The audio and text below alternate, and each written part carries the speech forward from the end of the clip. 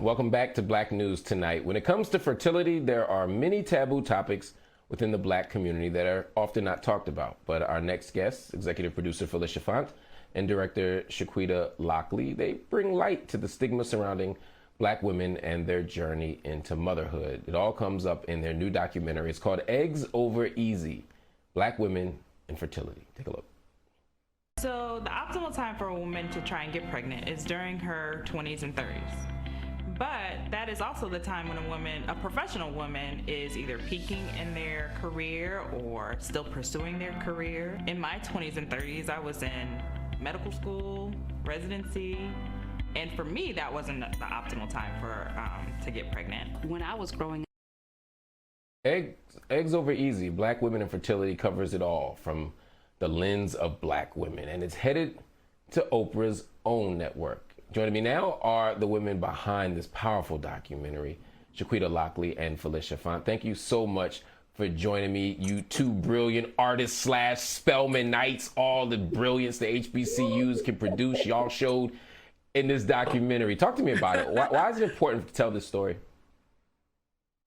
It's important because nobody is really telling the story. And actually, we're talking about it a little bit more now. But when we started the documentary, which is about 5 years ago, nobody was talking about it. And so that's how we get a percentage of 243% of maternal mortality rate, which means we're dying 3 times more than a white woman who goes in to have a baby, or why the number of fibroids are astronomical. 80% of Black women will have fibroids by the age of 50.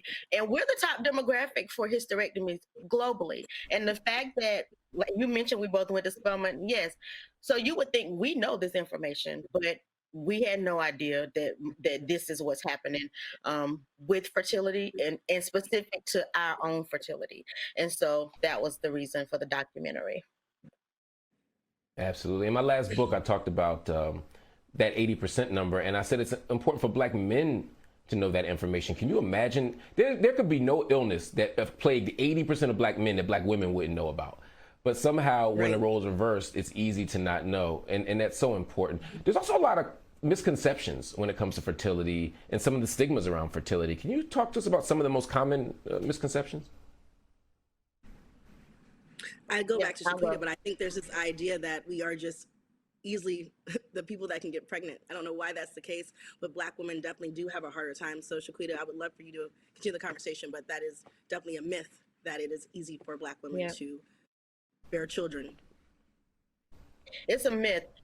Fertile myrtle, it stems back to slavery. When we were enslaved, the price was higher for us if you were of childbearing age versus if you weren't childbearing age and you couldn't produce kids.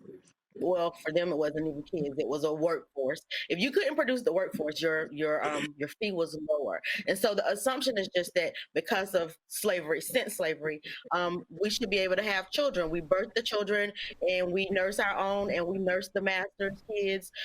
So there's a myth that Black women don't have fertility issues. We don't need donor eggs because everything is supposed to be fine with us. That's a terrible assumption, but it sits within our community, and then it shames us into silence because you don't want to talk about it because this is something you think your body should just naturally do, and you have plenty of years to do it. And then you wake up at 40, you don't have plenty of years to do it. So that assumption harms us long term, short term, but also long term. No, absolutely. We also know that Black women die at a disproportionate rate during childbirth than their white counterparts. What are some ways, first of all, why? And second, what are some ways that we can prevent this? Well, the why is that tons of reasons. First of all, doctors don't listen to us. So if anyone followed Serena Williams' story, I thought that was the best case study in how much doctors don't listen to Black women. This woman is wealthy. She has a platform of millions of people watching her, viewing her. So you would think that if somebody is going to have a pretty easy pregnancy and come out alive, it should be Serena. But she almost didn't come out alive because she threw a clot and told the nurses and doctors, and nobody will listen to her. And in her documentary, her husband had to come and advocate for her. Well, what if you don't have this billionaire man who is your husband? You're just like the regular black woman. Like, I'm a regular black woman. So what happens to us when nobody will listen? And because they aren't listening, they're sending postpartum, like after a woman has a baby, they're sending them home. If a woman is like, oh, I have a headache, they may say taking a leave instead of come in, you may be stroking out. So we're dying. That is essentially what's happening because doctors, the entire industry of medicine, is a business, and they don't put our health before the business side of it. So they don't care. And that's, I don't want to generalize, it's not every doctor, but the percentage is 243%. So you can make of it what you will, but they generally do not listen to us. So we're dying.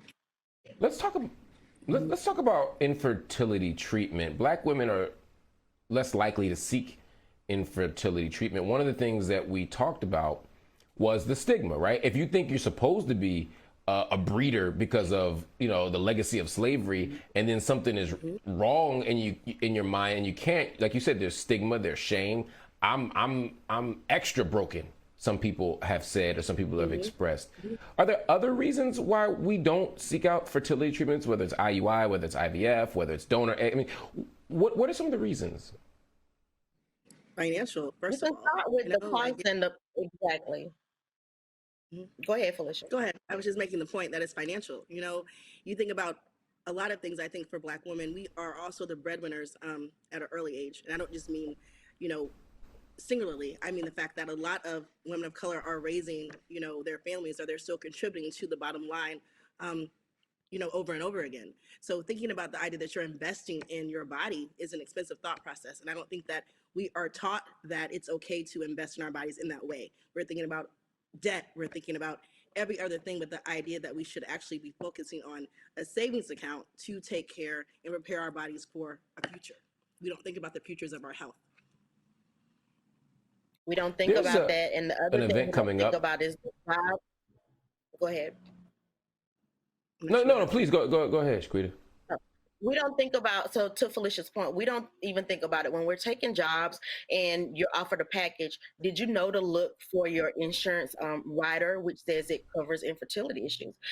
Some jobs have them. So if you're there at the table and you can pick between two companies, you should consider taking the company that covers your insurance needs for your fertility. But we don't even know to have that conversation of the money side of infertility. And then you wake up at like 35 and you need something that you probably could have prepared for in a different way financially. There is an upcoming TED Talk. Talk to me about the event. I hear people are pretty excited about it. So it's not, I don't think it's not literally a TED Talk, but the Deltas from New York, from around the state of New York, they've been phenomenal. And I will say that's our sorority. But they've been amazing. So they've come together to do a 2-night event where the first night they screen the film for their communities. And then the second night we're on a panel with some doctors to talk about it and let people ask whatever questions they have, and hopefully save them or spare them the pain of just not knowing, and kind of educate them. So shout out to all of those chapters. I like that. So it's not TED Talks, it's Red Talks. It's Red Talks. I love it. That's what I'm talking about. And we started these all right, I appreciate you. Go ahead, Phylicia, give you the last word. No, I was saying we started these conversations a while back. You know, our first conversation was actually at the Essence Festival, what was it, 3 or 4 years ago, just to realize that, again, Black women are not comfortable talking about these conversations. And I think that's a problem for a lot of us. We're fearful of it, and we don't know their environments or the places. And when we finally find community that's willing to have this conversation and realize there's a village of people going through this conversation, this pain, this need to really emote how they're feeling, it's actually pretty healing. So I think when you talk about the excitement, it's knowing that there is actually a group or body of people that are experiencing the same things that you're experiencing, but you've never had the opportunity to actually talk about it. So that's what makes this so beautiful for all of us. What makes the work you're doing so beautiful, what makes this conversation, ultimately this documentary so powerful, is that you're putting a spotlight on conversations and topics that have simply been ignored, but you're doing it with beauty, you're doing it with mercy, and you're doing it with an insider knowledge and understanding of exactly what we're going through. The world will be better from this documentary, so I'm grateful to you all for making it happen, and I'm glad you all spent some time with me on Black News tonight. Everybody, make sure you check out the documentary and make sure you hang out here on Black News Tonight.